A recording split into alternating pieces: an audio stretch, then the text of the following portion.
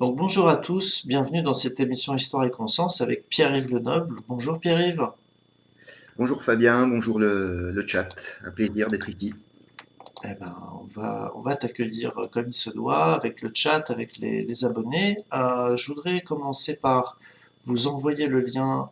Donc bonjour à tous, bienvenue dans cette... Donc c'est bon, le son est bon. Vous envoyez le lien dans l'ancienne adresse de publication.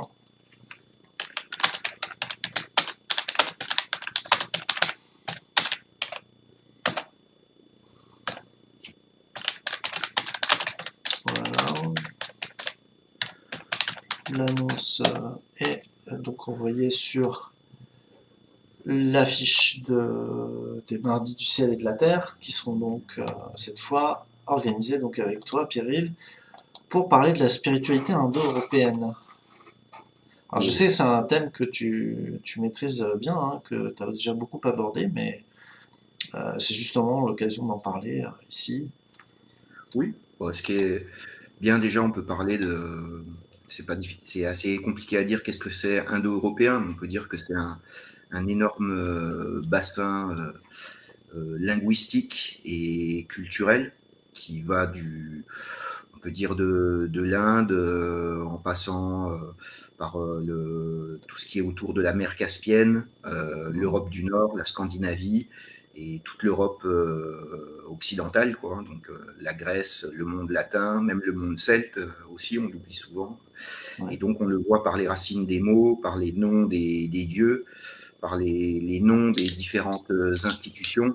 On voit qu'il y a tout un bassin linguistique, donc quasiment sur, je sais pas, un tiers de la planète, très ancien, et toutes nos langues et cultures européennes proviennent on va dire, de cette origine Indo-Europe. indo Ouais. comme on le dit, quoi. Alors justement, par rapport à ça, il y a le mot Dieu en lui-même, donc il vient du latin Deus, mais le latin Deus lui-même, il a été créé en fait sous la forme d'Eva en Inde, par exemple. Oui, c'est plutôt la racine dios, D-Y-A-U-S, qui signifie la lumière. Tu sais, qui a donné dies en Oui. latin, les jours, tu vois, quand on Ah, dit lundi, la racine di, tu vois, il y a le nom d'un astre qui était un dieu, et le di, ça veut dire jour, parce qu'en fait, Dieu, c'était le dieu du jour, de la lumière, des origines, comme on peut le retrouver dans toutes les traditions, hein. Dieu ou les dieux ont toujours un aspect de brillance, de clarté originelle, on va dire. pour toi, le V ou W qui finit en U, ça n'a rien à voir dans le Deva, Dewa, quelque chose comme ça. Parce que j'ai remarqué que par exemple en Parsi, il y a le mot div qui donne Oui, en occidental diva, qui veut dire en fait plus ou moins un démon, souvent femelle d'ailleurs, un démon si, je en pense que perse. c'est d'ailleurs Ouais. si, tu as raison, ça a la même racine. Et d'ailleurs, quand je parlais de Dios, c'était Dios Pater, en fait, et qui a donné Zeus ou Jupiter, par exemple. Mais effectivement, le mot Deva, ça veut dire Dieu, comme nous, on parle des anges. D'ailleurs, dans ma dernière vidéo, je parlais de ça, les Devas, ou aussi les démons, parce que effectivement, tu as raison, les Devas de l'Inde sont, on peut dire, l'équivalent des anges, des dieux avec un petit dé, Mhm. et les Asuras pourraient être comparés aux démons. Et chez les Perses, faut pas faire la confusion, c'est les Asuras qui sont les dieux lumineux, on va dire, les forces lumineuses, alors que les Devas sont les forces ténébreuses, quoi. Il y a eu une inversion des termes. Mais Ouais, parce effectivement, qu'en fait, ce sont des panthéons locaux qui sont opposés par une longue opposition politique entre les deux oui, régions du monde. oui, oui. On C'est peut dire surtout. même presque entre sédentaires et nomades, en fait, Hmm. aussi. Ces deux cultures qui sont qui peuvent se rapprocher, mais qui ont énormément d'antagonisme, quoi, effectivement. Hmm. Et Oui. après, effectivement, c'est ce qui a donné notre mot Dieu ou devin, la divination, enfin toutes ces étymologies-là, quoi. Alors, je vais dire bonjour, enfin bonsoir à Grand Soleil, Supafire, Laila Alkov, Jonah Lomu, Mister Enzer. Bonsoir à toi. Tu sais que je suis en train de lire le Jnana Yoga. Rinka, Fanny, bonsoir. Voilà. Donc, et puis tous les autres qui sont amenés à écouter ce live, bienvenue à vous. N'hésitez pas à participer dans le chat, à poser vos questions. On est là pour y répondre autant que possible. Ah d'accord, Euh, ben moi je vais me mettre sur ta page YouTube, mhm. parce que comme tu m'as dit, tu as programmé avec une autre adresse, et moi tu sais, j'ai toujours l'ancien chat, tu sais, sur StreamYard, Ah ça oui, défile parce que pas. là, en fait, on est dans le StreamYard, mais j'ai plus de temps d'antenne. Donc, en fait, je stream sur OBS sur une autre adresse, quoi, parce que j'ai pas pu récupérer l'adresse dans OBS avec Ben, une mise à jour. je vais me connecter sur le live, comme ça je verrai les commentaires. Ok, Et je couperai le son, hein, bien sûr. d'accord. Ben, peut-être bien leur rappeler de venir de ce côté-ci, hein, des fois qu'ils n'aient pas encore remarqué. Donc, que ça se passait là. Alors, oui, moi, je me suis beaucoup intéressé assez récemment, finalement, en profondeur en tout cas, à la culture persane. Euh, Oui, c'est intéressant parce que, pour le coup, on a affaire peut-être avec les Parsis à un empire qui s'est beaucoup fondé finalement en interprétant des textes justement d'origine indo-européenne. Je pense en fait au Gatha de Zarathustra. ouais, Et j'ai découvert notamment à la lecture euh, de Paul Dubreuil les modifications qui ont été apportées à sa religion par la suite, et notamment justement bah, le mélange avec la religion mésopotamienne à l'époque achéménide. Donc là, c'est une culture sémite qui a oui, amené avec Babylone donc l'astronomie et puis l'astrologie, qui a créé les Chaldéens, qui ont eu une certaine influence par la suite. Mais en fait, c'est intéressant dans les Gathas, c'est qu'on a, je trouve, l'expression pure d'une spiritualité alors, qui a été écrite, mais qui est faite surtout à l'oral, je crois, qui n'a été conservée qu'à l'oral, il me semble, les Gathas pendant très longtemps. Ensuite, ça a été recopié phonétiquement, mais sans connaître la langue. Apparemment, ils avaient perdu oui. la langue. C'est la langue du Comme Rig Veda. beaucoup, comme beaucoup de textes sacrés. Ouais. Et ça a été conservé tel quel jusqu'à nous, en fait. Et ça, grâce à la redécouverte de la langue du Rig Veda, on a pu traduire donc les textes des Gathas. Et donc, on y voit une sorte de méditation qui questionne, qui interroge, donc sans préciser vraiment qui d'ailleurs, parce que l'Aura Mazda, c'est davantage finalement le nom de la voix, puisque ça veut dire sagesse existentielle, plutôt que d'un dieu. Euh, Oui, et donc c'est une voie d'interrogation, et en posant la problématique, Zarathustra dégage des réponses. Donc c'est pas vraiment des révélations, parce que certes, il touche à ce que Platon appellera le ciel des idées, mais il le fait tout seul, on va dire, dans la composition même de l'écriture des Gathas. Et donc oui, on a de façon embryonnaire à la fois une spiritualité qui a pas mal d'éléments déjà de ce qu'on va retrouver après dans la Bible et tout ça, et oui. en même temps qui est très philosophique, qui est complètement d'une essence philosophique, qui va nous rappeler les philosophes C'est vrai, grecs. et on pourrait presque y voir comme un espèce de pont entre justement le monde païen indo-européen et le monde abramique. Déjà, ne serait-ce que par la position géographique, hein, de la Perse, quoi, de l'Iran actuel, quoi, qui est sur le chemin entre l'Orient et l'Occident.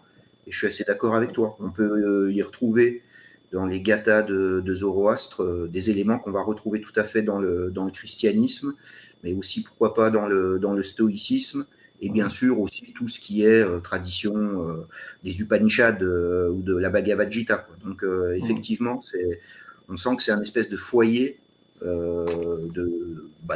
des religions presque. Je dis pas que c'est le foyer originel parce que ça remonterait trop loin, et comme je pense plus on remonte dans le temps et plus la tradition est orale, donc on n'a aucune trace. Mais en tout cas, là, on a une espèce d'étape dans la pensée humaine Mm. qui est en amont à la fois du monde occidental et du monde abrahamique et du monde indien, quoi, en fait. Oui, tout à fait. On a l'impression qu'on assiste au premier maître oriental, enfin pour nous occidentaux en fait, hein. Au premier maître oriental, au sens où là on a vraiment affaire, c'est quoi? C'est moins 2800 à peu près, à un être humain, une personne, hein. Donc on connaît le nom de ses enfants, de ses parents, enfin il n'y a pas de problème. Mais on a vraiment quelque chose d'à la fois humain, donc historique, et ça se dispute un peu, on va dire, la préférence symbolique des historiens avec Abraham, qui est sémite, lui, par contre, et qui, en fait, les historiens, selon la tendance, vont plutôt privilégier de défendre la primauté du monothéisme d'Abraham, plutôt que, en retardant la date de Zarathustra, et alors que les historiens, on va dire, plus ouverts à l'idée que la religion ne s'est pas formée d'un seul coup comme ça autour directement de la lignée de la Bible, euh, vont mettre plutôt en avant l'ancienneté de Zarathustra et la diffusion progressive des idées euh, dont s'inspirerait la Bible. Donc il y a aussi la question de savoir en fait qu'est-ce qui émane d'une sorte de, je dirais, allez, je vais utiliser un gros mot, d'intersubjectivité euh, préliminaire à la Bible, ou est-ce que la Bible est la source? Et dans ce cas, quelle est la place de la spiritualité indo-européenne dans tout ça, quoi? Ah Voilà. ok, du coup, ça va me faire préciser, moi, c'est pas du tout ma pensée, tu vois, je pense que, tu vois, pour moi, quand je parle de tradition primordiale avec un grand T, elle a ni début ni fin. C'est le monde des idées catholiques. Et je pense que dans chaque peuple, il y a Mhm. des voyants, des prophètes, des sages, des yogis qui arrivent à avoir accès à ce monde et qui vont le retranscrire avec le langage de leur temps. C'est pour ça qu'on va retrouver plus ou moins les mêmes vérités essentielles dans toutes les traditions de la Terre et qu'on peut faire des rapprochements, quoi, en fait. Parce qu'on pourrait faire aussi des rapprochements entre la tradition zoroastrienne et des traditions là qui n'ont aucune filiation. Je pense notamment aux traditions des Indiens d'Amérique, où on peut retrouver exactement les mêmes moralités, les mêmes divinités, bien sûr, sous d'autres noms, les mêmes mythes, les mêmes institutions. Donc, tu vois, je pense qu'il y a comme s'il y avait un monde des idées, si on veut, en suspens, et que certains sages à certaines époques, ont reçu cet influx, on va dire, de haut en bas. Mais c'est pas une construction, c'est pas comme un philosophe ou un intellectuel. Je sais pas si tu saisis. Ouais, ben justement, ça c'est toute la question. Qu'est-ce que c'est la descente dont tu parles en fait sur l'individu, on va dire réceptacle de l'enseignement?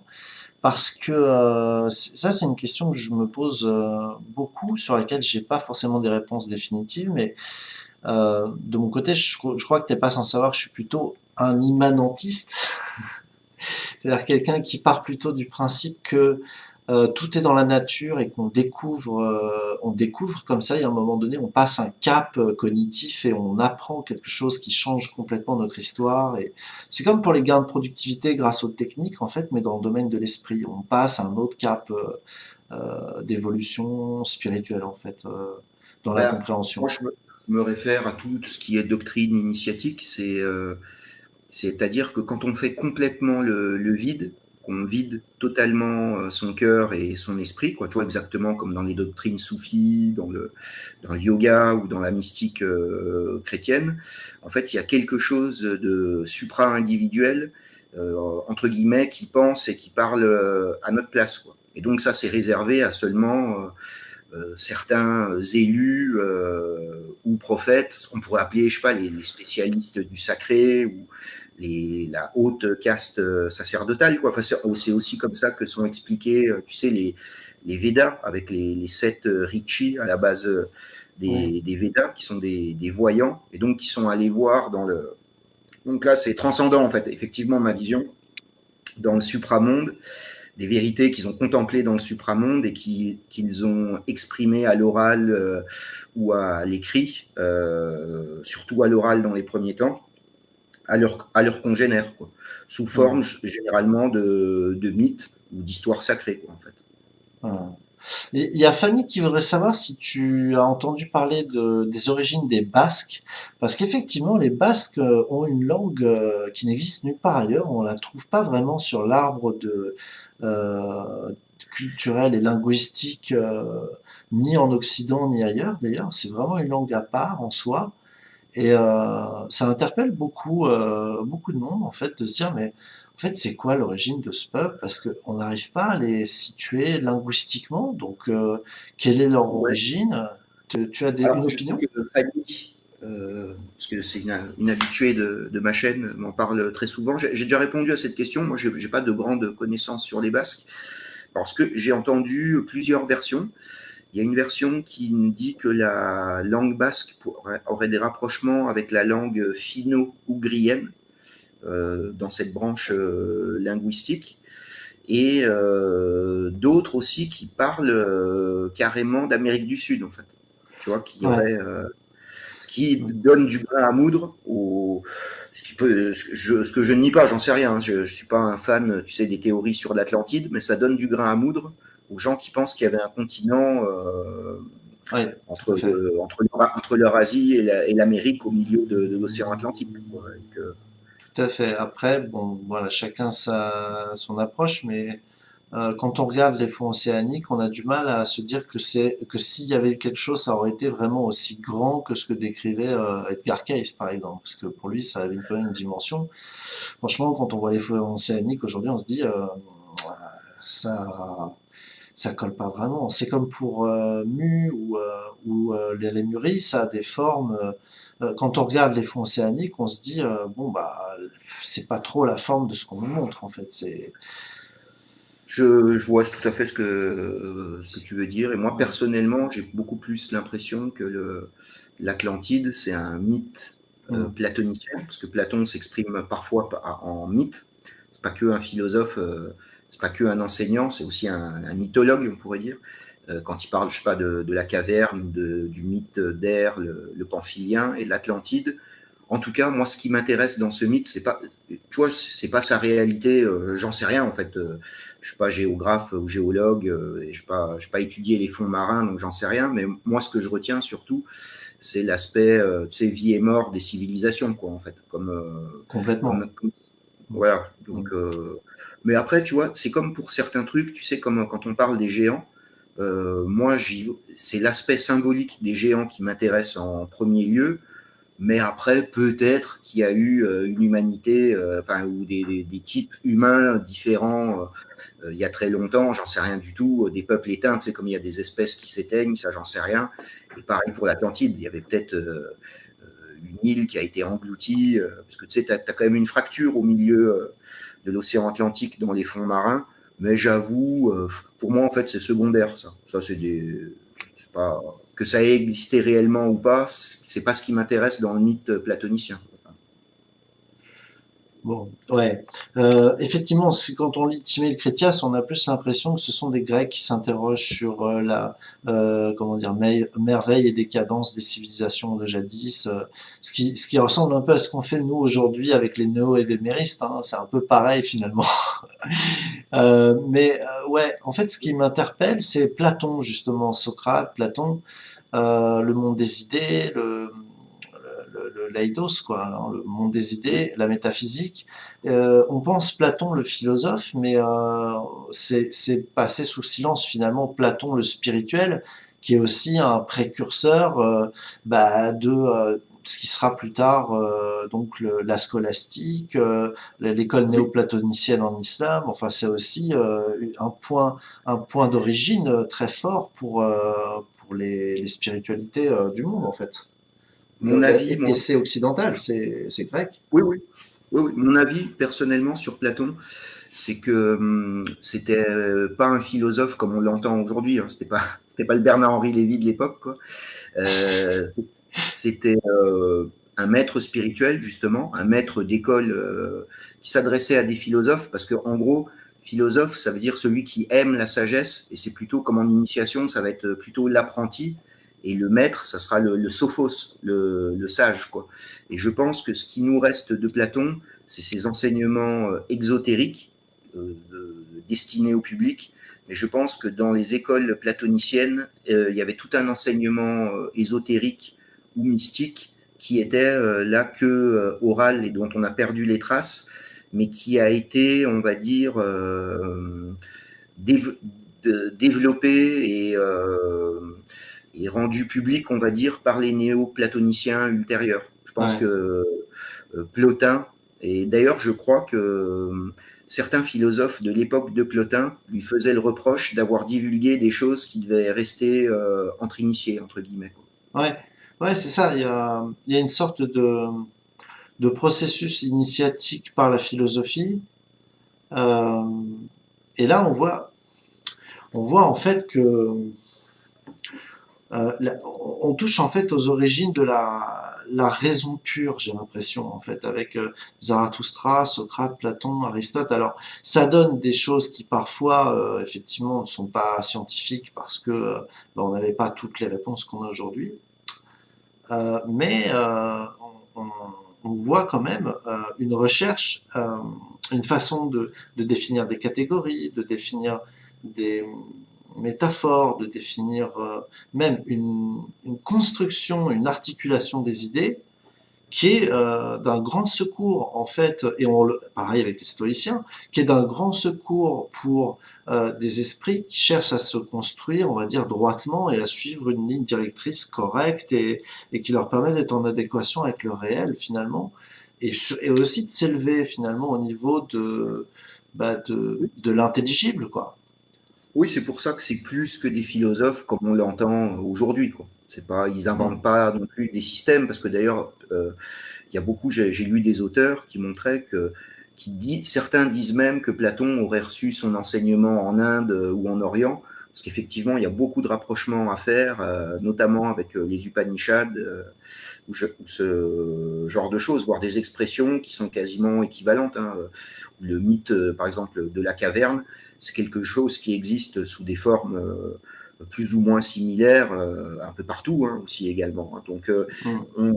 pour moi, Platon, c'est un représentant de cette Sophia Perennis, comme il y en a chez tous les peuples de la Terre, et c'est juste qu'il l'exprime en forme grecque de son époque et qui parle à ses contemporains, quoi. Mais un truc aussi intéressant, c'est que ce genre de personnes, comme Platon, comme les stoïciens, ou comme beaucoup de prophètes bibliques, apparaissent souvent dans des temps de crise au niveau de leur société.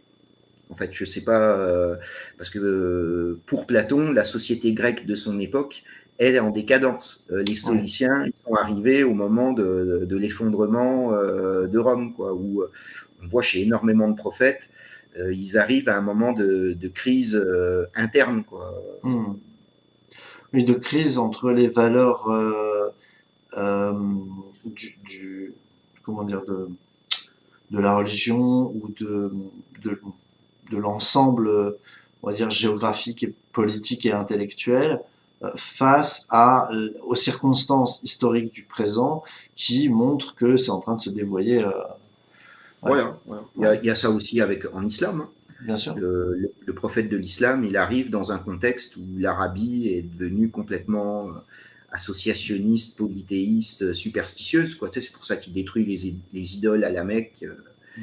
On peut penser même à Jésus, hein, aussi, hein, qui arrive dans un contexte de juste 50 ans avant la chute de Jérusalem, quoi, en fait, avec Mm. des divisions internes pas possibles, tu sais, entre les pharisiens, les sadducéens et tout ça, quoi, tu vois. Donc ça arrive souvent à la fin des cycles des civilisations, les grands penseurs, comme s'ils étaient là, en fait, pour rappeler les piliers fondamentaux qui n'avaient pas besoin finalement d'être rappelés quand cette civilisation vivait son âge d'or, quoi. Finalement, on voit qu'il y a quand même beaucoup de culture et de spécificité. Alors, je voudrais revenir d'ailleurs sur un point, c'est que là, on parle de Platon, on parle des philosophes, mais quand on va chercher du côté des religions grecques, qui sont aussi dans la culture indo-européenne et dans sa spiritualité, j'ai l'impression qu'on a affaire à quelque chose de très différent de ce qu'on a en Égypte, dans l'Antiquité. Parce qu'en Égypte, dans l'Antiquité, on a quelque part, j'ai l'impression, en tout cas à Hiéropolis, des mythes, on va dire, comment dire, on sent un rapport direct à l'ontologie, il y a une espèce de déclinaison dans la cosmogonie qui est hyper logique, j'ai envie de dire hyper intuitive. Et encore qu'en réalité, ils se sont transférés leurs attributs, leurs scénarios, etc. Mais on, nous, à notre époque, on nous présente le mythe égyptien, on a l'impression que tout est cohérent, tout est à la bonne place, tout est à l'endroit. Et quand on voit les Grecs, quand on voit comment ça se passe, on se rend compte qu'on a affaire à des dieux passionnels, épris de vengeance, de cupidité, de tout un tas de passions humaines. Et on se dit, mais qu'est-ce qui s'est passé? Est-ce qu'il y a une transvaluation des valeurs d'une civilisation antérieure qui aurait été plus droite? Et là, on est passé en mode, bah non, en fait, ce qui nous anime, ce sont les passions. Et un peu comme la mort fati avec Nietzsche, le destin des héros, le destin des humains, c'est la tragédie. Oui, oui, oui, ça, je suis tout à fait d'accord, mais parce que je pense que ça, c'est dans le logiciel ethnico-culturel des Indo-Européens. Il n'y a Mhm. pas cette, il y a une proximité entre les dieux et les hommes. Il n'y a pas ce côté on se prosterne et on est minuscule face à la toute-puissance des dieux. Les dieux sont à la fois des amis, des concurrents. Tu peux beaucoup plus négocier avec eux. Si ça t'intéresse, j'ai une petite citation en fait qui parle de ça. Mhm. Bon, d'un auteur qui est pas très politiquement correct, mais enfin pas ses écrits, mais c'est juste comme pas mal d'auteurs allemands d'une certaine époque, il n'a pas choisi le bon camp, on va dire quoi. Mais il a écrit, c'est Hans Günther. Je sais pas si tu connais. Non. C'était un historien des religions allemand qui s'est intéressé aux Indo-Européens au début du XXe siècle, quoi. Mhm. Et dans son livre, c'est Religiosité indo-européenne. C'est publié chez Pardes. C'est vraiment excellent, quoi. Et je lis juste une petite citation qui rejoint en fait ce que tu dis. Peut-être que Ah, ça va ouvrir je des... dis en préliminaire que il faut savoir qu'effectivement, on doit beaucoup à l'Allemagne à un moment donné, en général, hein, pas spécialement aux années noires du tout, mais plutôt avant d'ailleurs, on doit beaucoup à l'Allemagne dans la redécouverte des racines indo-européennes. Et bon, évidemment, après, tout ça a été réétudié, relu, mieux compris par l'anthropologie, mais quand même, voilà, ça avait déjà commencé depuis un moment, et c'est vrai Voilà, que les voilà. Allemands étaient Et très portés sur la question, quoi. Ouais. justement, ouais, ce Gunther, il a été pris dans le flot de l'histoire parce que c'était un spécialiste des études indo-européennes dans les années 20, dans les années 30. Et les nazis qui se sont créés leur idéologie en se basant, tu sais, sur les fameux Aryens et tout ça, se sont beaucoup basés sur ses travaux. Mais lui, il y était pour rien. Tu comprends ce que je veux dire? Lui, c'était juste un historien des religions allemand, quoi. Tu vois. Et, euh, et donc, du coup, juste, je te lis vraiment ces deux, trois petites phrases qui parlent justement de cette vision un peu tragique de la vie et du rapport au Dieu, quoi. Alors, la certitude de posséder une destinée tragique n'a pas suscité chez les Indo-Européens le besoin de penser une rédemption. Et même quand cette destinée l'ébranle profondément, jamais il ne sombre dans la contrition et jamais il ne chavire dans l'angoisse du péché. Mhm. Échille, homme empreint de religiosité hellénique et conscient de la puissance des dieux, demeure debout comme tout Indo-Européen authentique devant les dieux immortels. Devant les coups rudes du destin, il ne ressent nul péché, quoi. Et ensuite, la religiosité indo-européenne n'est donc pas une religion faite de crainte, de peur et d'angoisse. Elle n'implique nulle malédiction de soi, nulle contrition, mais constitue une religiosité de ceux qui veulent honorer la divinité debout au milieu des tumultes de l'existence dépendante du destin. Donc je ne sais pas si tu vois, et je pense que ça rejoint un peu ce que tu disais entre la dichotomie entre les Grecs et les Égyptiens, ou chez les Égyptiens, c'était même poussé à l'extrême, en fait. Les dieux, enfin, c'était eux qui réglaient comme une horloge la société égyptienne, quoi. Alors que chez le grec ou l'indo-européen, il a conscience de sa place, que les dieux sont supérieurs à lui, mais il va être d'égal à égal face à eux, quoi. Donc, il peut leur jouer des tours, tu sais, genre un peu comme Prométhée. Il peut Ulysse. s'allier temporairement à eux, après les rejeter. Et puis les dieux vont être jaloux, donc ils vont le punir, et ainsi de suite. Tu vois, c'est. Oui, il y a une sorte de bravoure en fait, et peut-être même de bravade, mais en tout cas de relever le défi en fait de la destinée plutôt que de s'abandonner en fait à quoi en fait? Parce que les dieux grecs n'ont pas l'air de demander particulièrement. Si de temps en temps ils demandent des trucs, mais bon, on n'a pas l'impression que. Déjà ils n'ont pas vraiment fixé de loi. Hein, c'est pas une religion avec une loi. Les lois grecques étaient basées sur le sens de la société qui était propre à la cité en fait. Donc Oui, je crois pas qu'ils aient un texte de référence, par exemple les Athéniens ou les Spartiates en particulier, mais par contre ils avaient des traditions qui étaient dues à la façon dont ils ont constitué leur unité. oui. Et un truc que, tu vois, on parlait de Platon. Il y a une image qui m'a toujours marqué. Alors, je sais plus dans quel texte c'est de Platon. Et Mhm. il voyait la vie sur Terre, la vie des hommes, on pourrait dire la grande comédie humaine ou le théâtre humain. Mhm. Donc les hommes comme des espèces de marionnettes dont les fils étaient tirés par les dieux, qui faisaient un banquet, qui étaient tous à moitié bourrés, et qui rigolaient du malheur des hommes. Tu vois ce que je veux dire? C'est quand même Ouais. une vision très tragique, tu vois, c'est pas. Et Ouais. j'aime beaucoup, en fait, en plus, moi, cette vision. Finalement, ça me parle. Je vois ce qu'il veut dire, Platon. Oui, oui, complètement. Quand on comprend les dieux pas comme des entités séparées de l'ontologie, justement. Parce C'est ça, que, voilà, voilà, exactement. Ouais. En fait, c'est une ontologie, mais c'est aussi une phénoménologie. C'est-à-dire, si tu regardes, c'est que des choses qui tournent autour de l'activité humaine. Et ça, dans tous les panthéons de l'Antiquité, hein, partout. On et a aussi de la nature. découpé, C'est de la nature. voilà.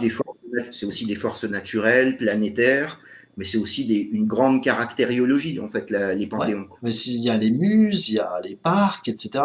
On a un découpage des figures qui se fait tout autour de tous les contenus de la phénoménologie de l'être humain. Il n'y a pas que les dieux, on va dire, qui sont classés dans le registre de, euh, comment dire, oui, les puissances naturelles, mais c'est vraiment les puissances naturelles telles qu'elles se manifestent vis-à-vis des conséquences que ça a dans la vie humaine. Oui, oui. Voilà, Mr. Renzer, il dit en Europe, on peut négocier avec le divin, un peu comme dans la tradition chinoise. Oui, oui, Mm. c'est un peu ça. Et Fanny qui demande pourquoi l'indo-européen a été dévoyé, alors ou s'est dévoyé. Je sais pas, Fanny, si tu parles du langage, ça revient au même en fait, ou de l'homme indo-européen. Et enfin, moi, c'est peut-être une réponse trop facile, mais c'est qu'en fait, toute civilisation, toute organisation humaine, tout peuple finit par dégénérer, par se diviser et par tomber dans l'oubli de l'histoire, quoi, en fait, comme ça arrive aux Romains, aux Grecs, et donc c'est forcément arrivé aux Indo-Européens. La longévité n'est pas de ce monde, quoi. Tout est passager sur Terre, même les grandes institutions humaines, Mm. même les langages se divisent, se décline. Enfin, on le voit entre le vieux français et le français parlé en 2022, ça s'est dévoyé un petit peu. J'ai l'impression, on a ces phénomènes-là partout dans la nature, quoi, presque les lois de l'entropie, en fait. Mm. Ouais. Oui, oui, et puis alors, comme tu sais, moi je m'affiche comme druide, donc faut bien qu'on parle des Celtes un petit peu, mais là-dessus il y a un matériau qui est assez contradictoire, euh, parce que les Romains tantôt disent que les Gaulois et les Celtes ont des druides qui sont des personnes d'une immense sagesse, très philosophes, tout à fait comparables aux Grecs. Et de l'autre côté, ils nous font un portrait avec Jules César, comme quoi on brûlait des gens dans des grands bûchers à forme humaine. Moi, j'ai un peu l'impression que on leur fait dire un peu n'importe quoi aux Gaulois, quoi, finalement, et aux Je Celtes. vois tout à fait ce que tu veux dire, mais peut-être aussi, comme ce que je venais de dire là sur les Indo-Européens, les Celtes ont connu une période de dégénérescence. Hmm. Et généralement, C'est pas quand... la période de référence, en gros, celle de Jules César, c'est vraiment le pire du pire, quoi, c'est ça que tu veux dire. Ouais, ouais, voilà, ouais. Il serait tombé dans Je pense. l'obscurantisme total, Ouais, la sorcellerie. dans l'idolâtrie. Et Hmm. généralement, tu sais, on dit qu'il y a des traditions qui pratiquaient le sacrifice humain. Moi, j'ai vraiment des doutes. Je pense que le sacrifice humain arrive qu'en période de décadence d'une société. En Ouais. fait, une société traditionnelle n'a pas besoin de sacrifier des hommes. Tu vois ce que je veux dire? Ça, c'est Hmm. anti-traditionnel par définition. Rien ne justifie de sacrifier une victime innocente, quoi. Tu comprends? Ça, c'est Ouais, et pas, puis pas une divin, fois que quoi. tu vois une seule victime innocente déjà n'y suffit pas, bah tu vas pas commencer à rendre ça industriel sous prétexte que, parce que bah en fait si ça marche pas une fois, ça marchera pas du tout. C'est peut-être pas. Enfin, quelque part je me dis les peuples étaient quand même assez immatures quand on voit ça, ou bien effectivement ils perdaient le savoir pour des raisons diverses. On dit d'ailleurs que les Celtes auraient été contaminés par les Romains un petit peu comme les Indiens d'Amérique avec les Blancs. Les Blancs leur ont fourni l'alcool et les Gaulois aussi pareil. Apparemment, l'alcool romain était tellement bon, tellement voilà Oui, et finalement. Mm, le confort aussi. Le mm, mm, confort, tu sais, ils ont apporté les amphithéâtres, donc le spectacle aussi, tu vois, mm. et les bains publics, toute une administration, tu vois. Moi, je pense aussi qu'entre guillemets, un monde traditionnel ne peut pas fonctionner avec un très grand confort de vie et une très grande technologie. Tu vois, c'est souvent ça d'ailleurs qui remplace les anciens liens traditionnels, quoi. Mm. Donc effectivement, moi, de toute façon, j'ai tendance à penser qu'un monde traditionnel, c'est comme un espèce de petit flash dans l'histoire d'un peuple, parce qu'une tradition, je pense qu'elle met quand même assez longtemps à se mettre en place. Au bout d'un moment, ça arrive à une espèce d'apex, tu vois, tu arrives en haut de la vague, quoi, et c'est là qu'il y a peut-être les plus belles constructions, les plus belles choses de cette tradition, et puis après, tu as une lente décrépitude jusqu'à son effondrement total, quoi. Et si on peut faire le parallèle, moi je le fais avec l'Occident chrétien. On peut dire que tu as une longue progression du christianisme entre la chute de l'Empire romain et l'an 1000. Tu as quelques siècles de ce qu'on appelle le beau Moyen Âge. Et après, on rentre dans les temps modernes, avec notamment aussi la diffusion de l'écrit par l'imprimerie, et puis ainsi de suite, jusqu'à arriver à notre époque, tu vois, anti-traditionnelle, quoi, tu vois. Mais ça n'empêche pas, par contre, que il y a toujours, enfin, tu vois, il y a toujours une continuité, par exemple. C'est juste comment on va dire, le mythe, l'horizon commun, les grandes idées qui changent en fait. Mais il reste toujours des gens qui font ce qu'ils peuvent, quoi, en gros.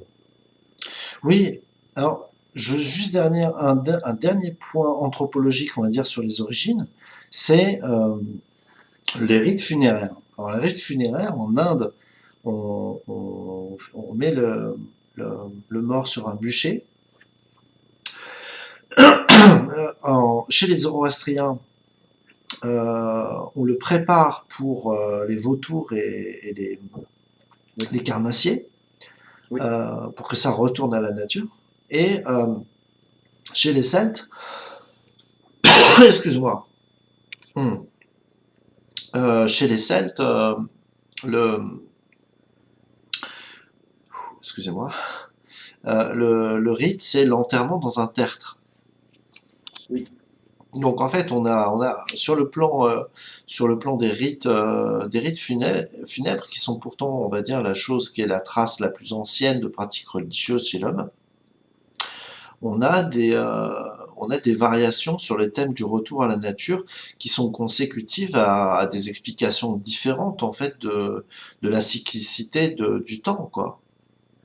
oui, il y a ça, et aussi Je pense que tu sais, chaque peuple a sa vision du monde particulière, a ses affects particuliers, et notamment par rapport à la mort et à la entre guillemets survie post-mortem. L'incinération, on peut voir que tu sais, c'est un mouvement ascendant de destruction du corporel pour monter en fumée directement au ciel, alors que l'enfouissement dans la terre ou sous un tertre, on a comme une espèce de volonté de décomposition lente au sein de la terre-mère. Tu comprends ce que je veux dire? Mais pour moi, ça participe au même mouvement, c'est-à-dire d'extraire le corps du monde des vivants, le mettre à part, tu vois, comme on a des cimetières qui sont à part, tu vois, de le faire rentrer entre guillemets dans le monde des morts.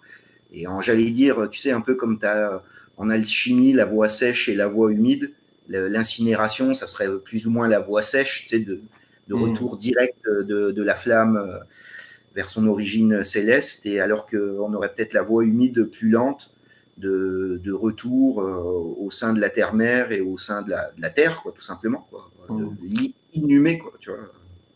Oui, tout à fait. Ouais.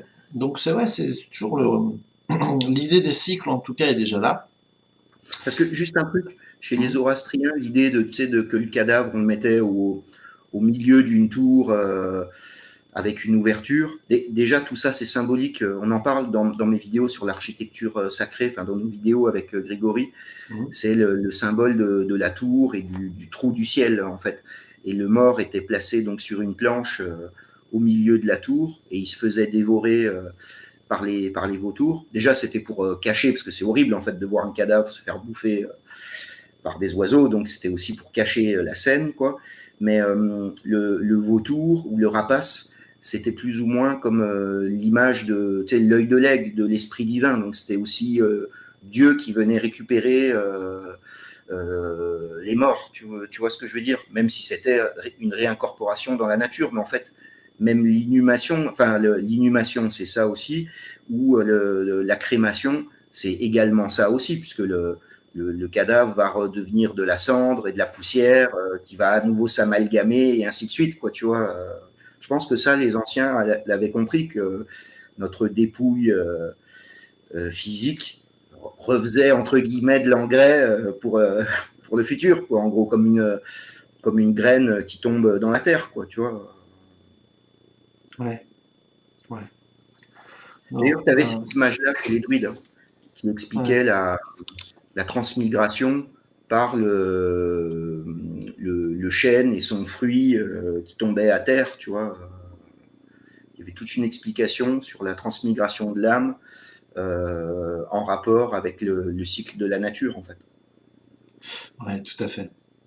Donc après, on arrive à, en fait, la phase où les stoïciens vont céder la place après plusieurs tentatives de cultes orientaux au christianisme.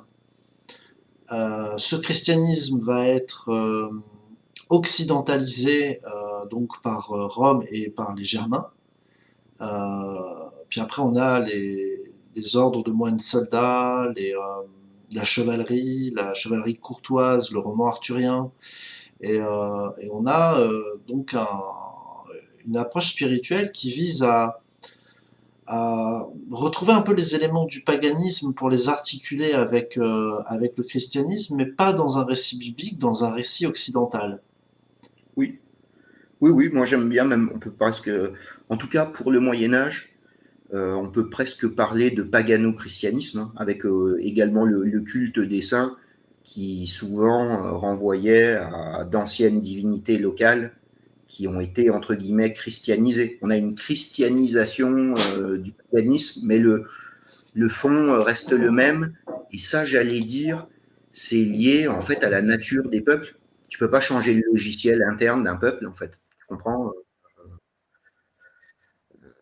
Tu peux pas donner. Enfin, c'est une religion, on va dire, importée du monde sémite, le christianisme, mais les peuples européens ne seront jamais des sémites. Donc, forcément, il fallait une adaptation au logiciel européen, quoi, en gros. Ouais. Donc, Sachant que Jésus, le personnage de Jésus, est tout à fait compatible justement avec les anciens héros grecs, hein, d'ailleurs.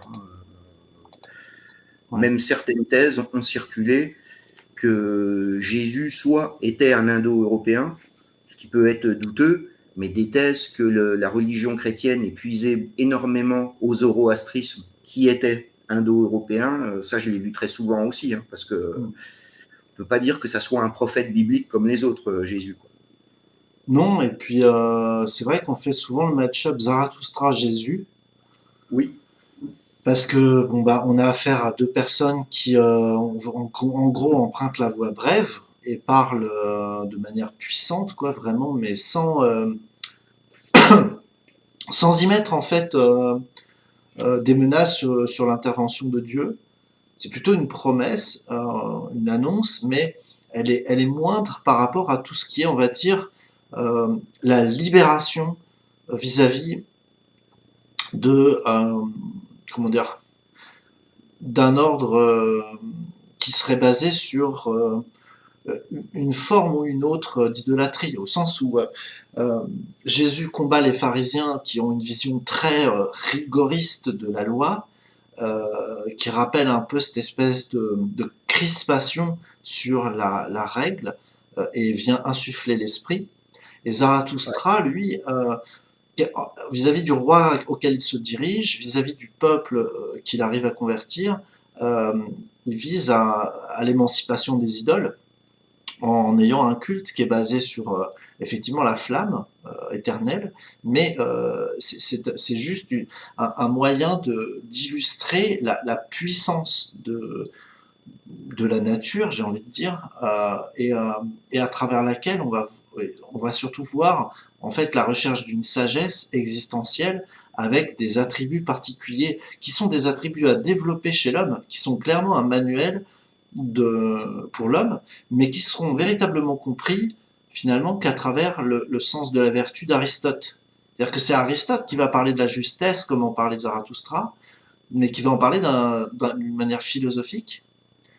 ouais. Euh, Mais je pense que hmm, Aristote, déjà, il a moins ce côté maître spirituel, c'est-à-dire que qu'on les considère comme prophètes ou pas, c'est que je pense que Zoroastre ou des Jésus, et comme on parlait de Platon, s'adresse à l'intériorité des hommes, tu sais, et justement combattent les puissances temporelles qui sont souvent dégénérées, littéralistes, rigoristes de leur époque, pour rappeler que hmm, bah, le royaume de Dieu est en nous-mêmes, ou que mon royaume n'est pas de ce monde, quoi, tu vois, ce qui hmm. correspond d'ailleurs au mythe de la caverne, hein, d'ailleurs, ça, et Oui, c'est exactement d'ailleurs le même discours que Zoroastre tient, quoi, tu vois, on a toujours, c'est des gens qui vont rappeler l'importance de l'intériorité, donc de l'ontologique, par rapport au contexte géopolitique, socio-historique, qui est toujours éphémère et passager, quoi.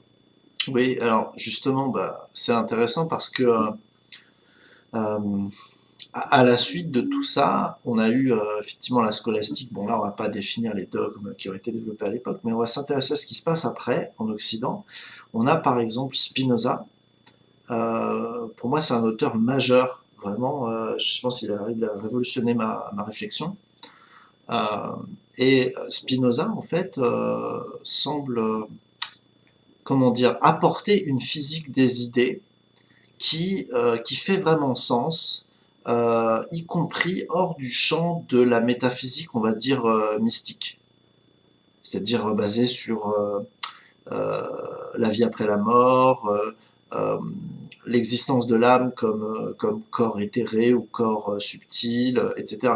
Toutes les anciennes croyances qui étaient liées à la métaphysique indo-européenne. Et lui dit en fait, on n'a pas besoin de tout ce contenu-là, finalement. Euh, ou du moins, s'il est là, ben, c'est très bien, mais c'est pas le sujet. Ce qui est intéressant, c'est de voir que les vertus qui sont celles d'une civilisation et d'un être humain ne sont pas forcément celles qu'a mis en évidence le christianisme traditionnel du Moyen Âge, parce que ils ont oublié de parler des vertus des personnages qu'on retrouve dans leurs récits chevaleresques, qui sont absentes de la vie de Jésus, ou du moins qui se présentent pas dans la vie de Jésus comme étant majeures, bien qu'elle le soit à travers le martyr, c'est la chevalerie, la fierté, Ouais, ouais. comment Bah, dire, je te donner mon avis, moi. ouais, ouais, C'est que je pense que le message de Jésus, les évangiles, le message christique est essentiellement ésotérique et il y a toujours eu des soucis pour le coupler à un exotérisme, en fait. Ce qui n'est pas le cas du judaïsme ou de l'islam, où tu sais, tu auras une charia ou une loi, tu vois, à suivre, alors que Jésus, il a dicté aucune loi civile, tu vois ce que je veux dire? Il ouais. parle donc, c'est dans ce sens-là que je disais que c'était plus des maîtres spirituels, quoi, ou Zoroastre pareil, même Platon aussi pareil. C'est pour ça qu'il s'adresse à notre intériorité, mais effectivement, va donner l'enseignement christique à des gros barons du Moyen-Âge qui ont des grosses épées, enfin, tu vois ce que je veux dire, Ouais. et en plus, ça se passe 1000 ans après en Quel- Europe. hmm. Donc, il a toujours fallu négocier entre ce que je disais, l'ethno-culturel, le fait que les Européens, on ne va pas les changer, et c'était des gros chevaliers, donc il fallait leur.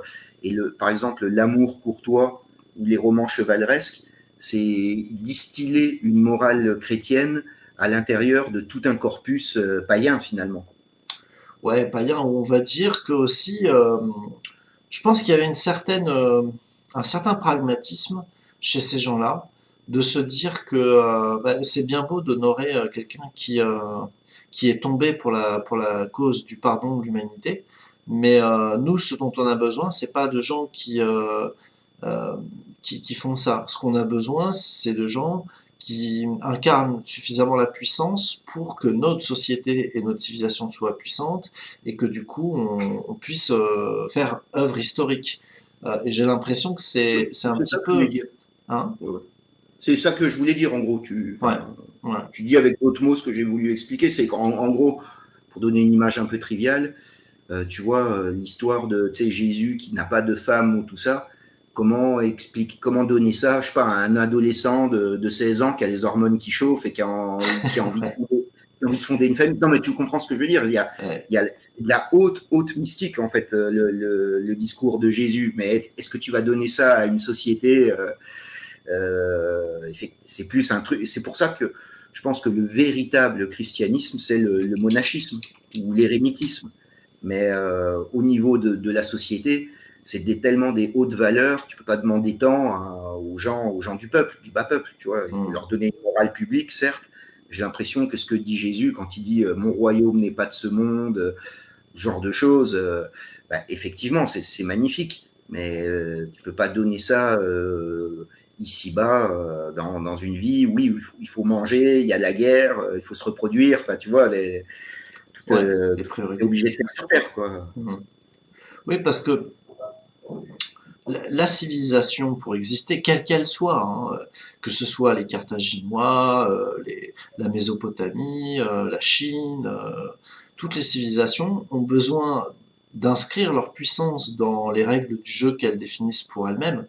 Et le christianisme, en fait, pour construire ça, a dû en passer par un mariage avec l'Occident et avec l'Occident, je veux dire avec Rome en fait, avec l'Empire romain. Oui, C'est oui, ce pour te mariage donner. avec l'Empire romain qui a permis, au bout d'un moment, alors, bon, finalement, on a l'impression quand même qu'à la grande période de la scolastique, là, le Moyen-Âge, le fait de pouvoir excommunier tel ou tel théologien en disant que ce qu'il faisait n'était pas conforme à la doctrine, on a quand même l'impression que c'était des tentatives de remise sous tutelle du pouvoir central, et donc que c'était en fait bah, des armes idéologiques pour un conflit pas colonial, mais enfin de Ouais, placement sous la mais tutelle de Rome, quoi.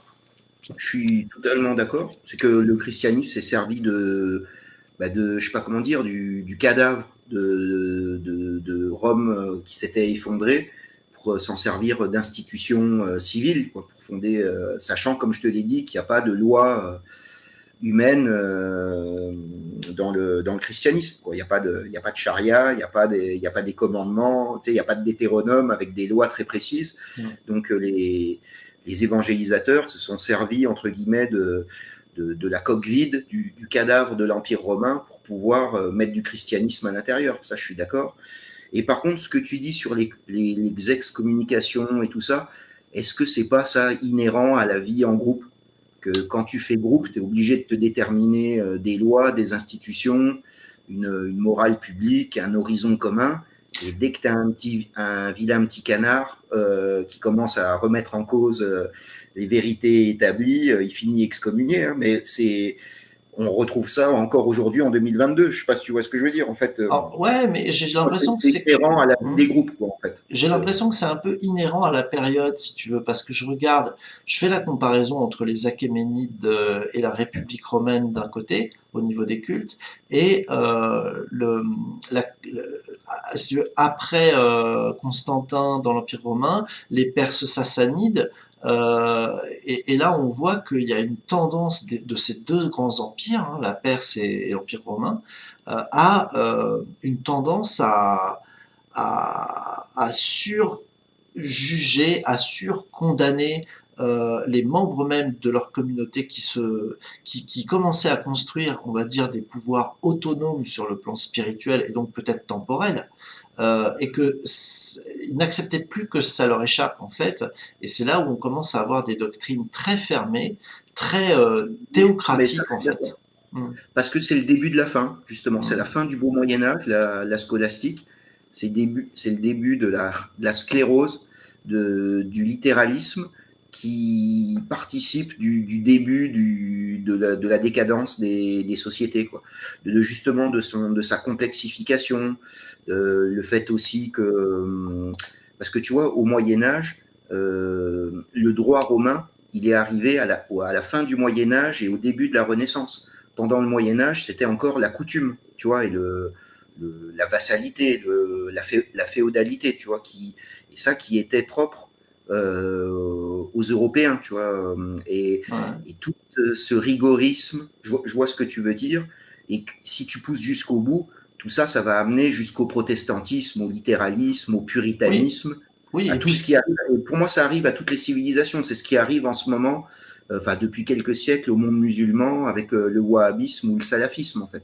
On a l'impression qu'en Occident, en tout cas pour revenir sur chez nous, le point de rupture, ça a été Savonarola, le théologien qui a convaincu, je crois que c'est Florence, hein, il me semble, Oui. que il était temps de faire un bûcher des vanités, on allait détruire tout ce qui était impie dans la ville, les prostitutions maintenant c'était terminé, etc. Enfin il y a un ordre moral qui s'est imposé sous la tutelle d'un enfant prophète sorti de je sais pas où, qui était je sais pas qui, mais en fait finalement ça a tellement été radical que ça n'a pas pu durer en fait. Ils se sont vite rendus compte que ils n'étaient pas faits pour ça, quoi.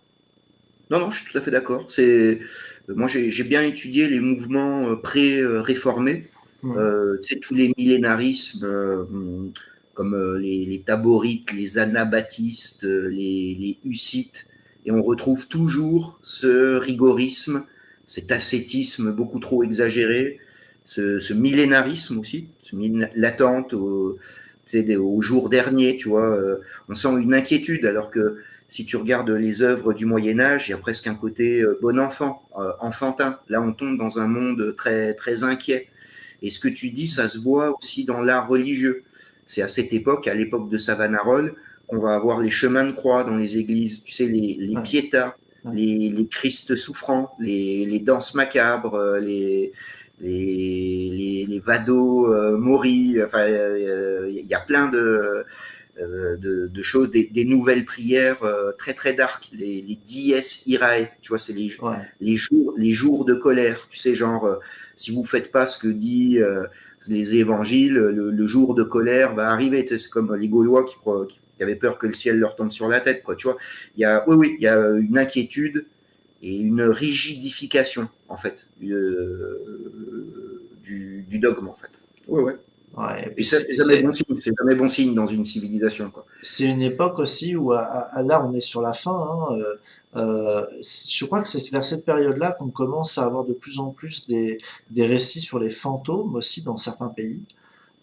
Oui. Dans la tradition païenne qui accompagne tout ça, on a l'apparition, par exemple, de la chasse fantôme. C'est des grands cortèges de chasseurs fantomatiques, Bien sûr. quoi, non vivants, Ouais, dans les airs. qui arpentent les landes et qui attaquent Ouais. les paysans ou les paysannes qui traînent dehors la nuit, ou qui simplement passent en faisant un brouhaha pas Ouais. possible, Comment ça épouvantable. s'appelle? La Ménie Elquin. Je sais pas si Oui, c'est ça te ça. dit. Ouais. Voilà, ouais. C'était des chasses dans Mesni les Elkin, ouais. airs, les gens qui étaient enlevés. Et c'est également le début de l'explosion de la sorcellerie, hein. Parce que la chasse aux sorcières et la véritable inquisition, contrairement aux légendes, c'est pas pendant le beau Moyen-Âge, hein. La chasse aux sorcières, c'est 15e, 16e siècle, hein. C'est pile ces époques-là, justement, j'ai déjà fait pas mal d'émissions là-dessus, sur la fin du Moyen-Âge et le début de la Renaissance. C'est les prémices, en fait, de la fin de ce qu'on appelle la chrétienté traditionnelle, en fait, qui était finalement beaucoup moins rigoriste et, comme je l'ai dit, beaucoup plus bon enfant et naturaliste que ces périodes-là, entre guillemets, d'inquiétude et de puritanisme, quoi, qui vont amener à la réforme, quoi. Puis après, à la Révolution, tu sais, c'est les fameux 3 R, quoi. T'as Renaissance, Réforme, Révolution. Alors, on va répondre aux questions du chat plus tard. Pour l'instant, on va continuer comme ça un petit peu.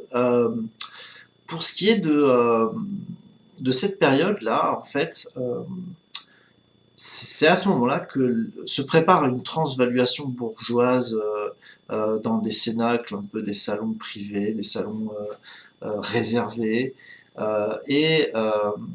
Ben, la spiritualité va être remise en fait entre les mains euh, de ces salons bourgeois qui vont se dire mais attendez, mais en fait on n'y est pas du tout là, on n'est complètement pas du tout là-dedans et puis ça veut plus rien dire. Donc commence à fleurir ben, la Rose-Croix, la franc-maçonnerie, les Illuminés, tout un tas de sociétés qui commencent à essayer de penser la spiritualité autrement, se donner des règles autrement, euh, et concevoir un projet d'ingénierie sociale massif et omniprésent.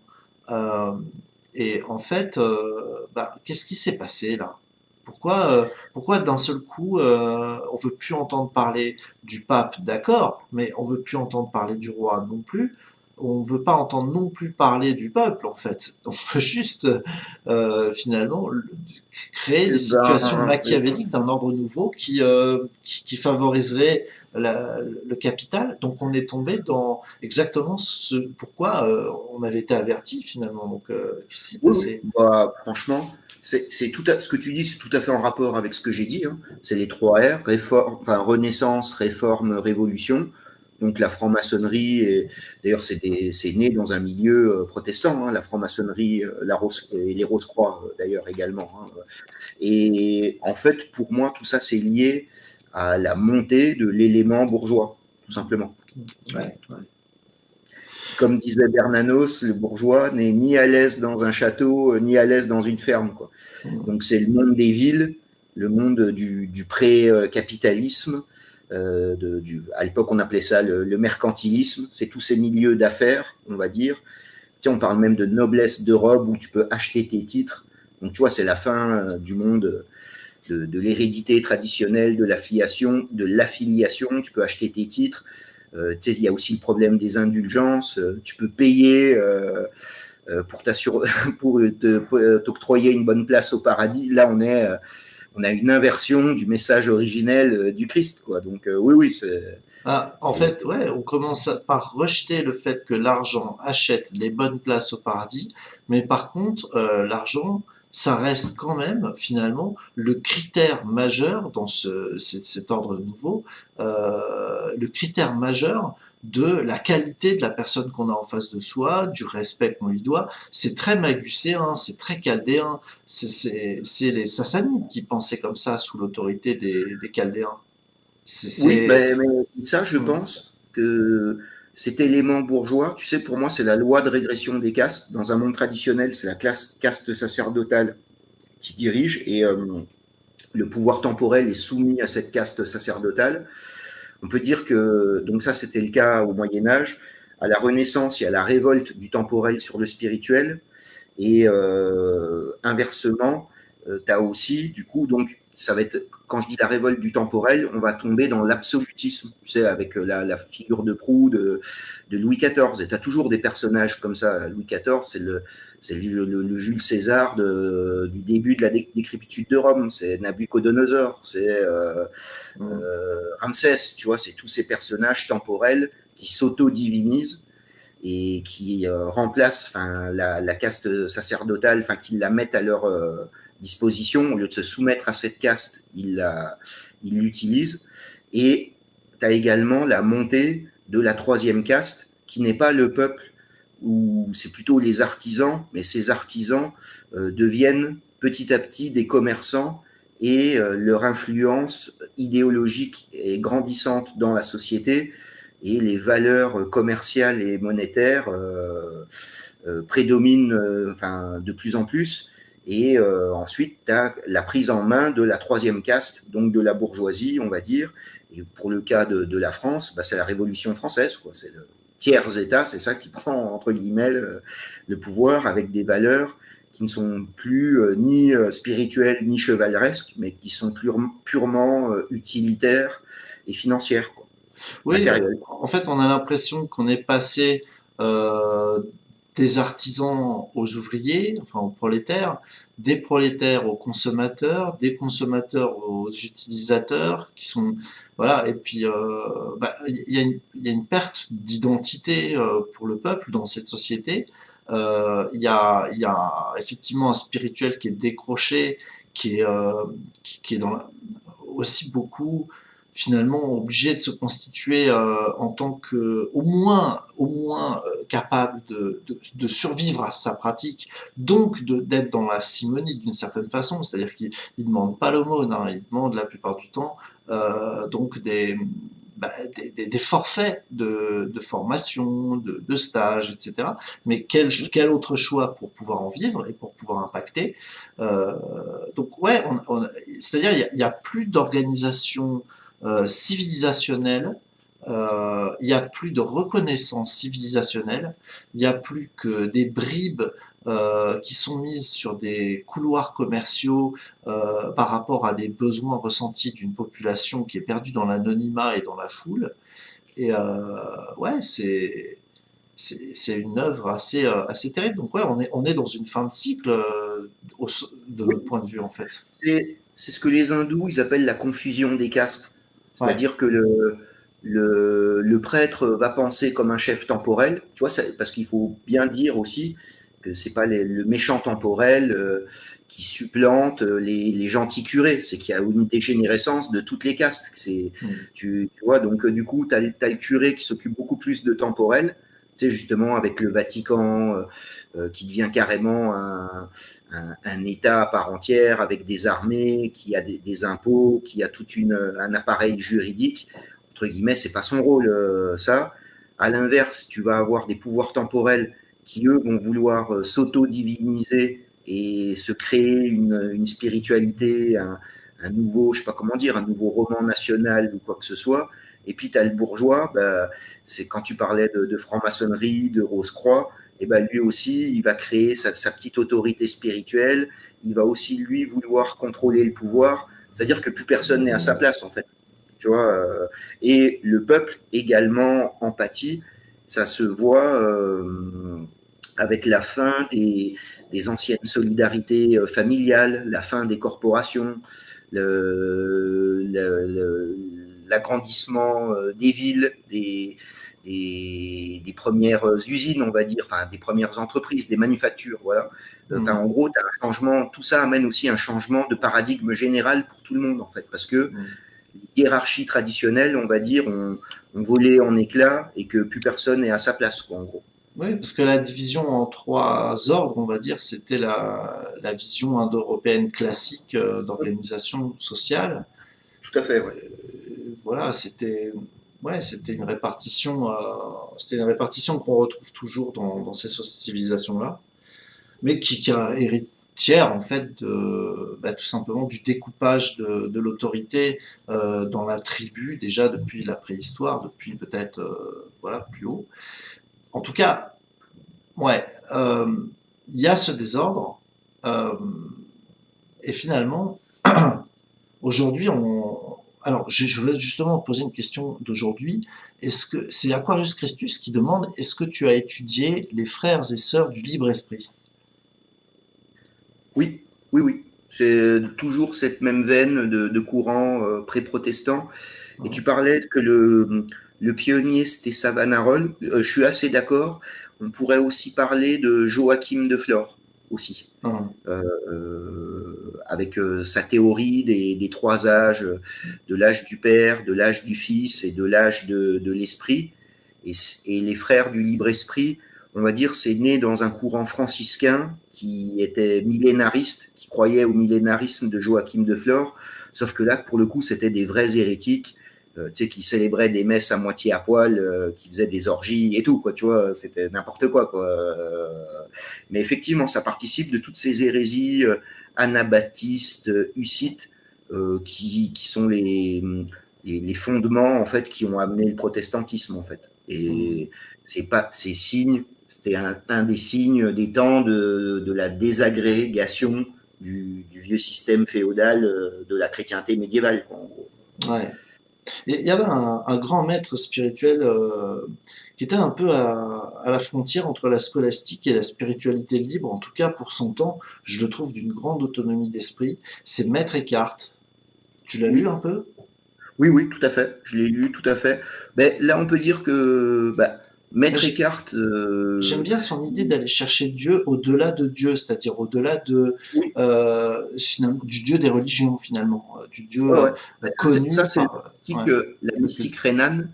Il y a plein d'autres hein, aussi. Il y a Jean Toller, enfin, il y a Ruizbeck, il y a plein d'autres auteurs de ce courant-là.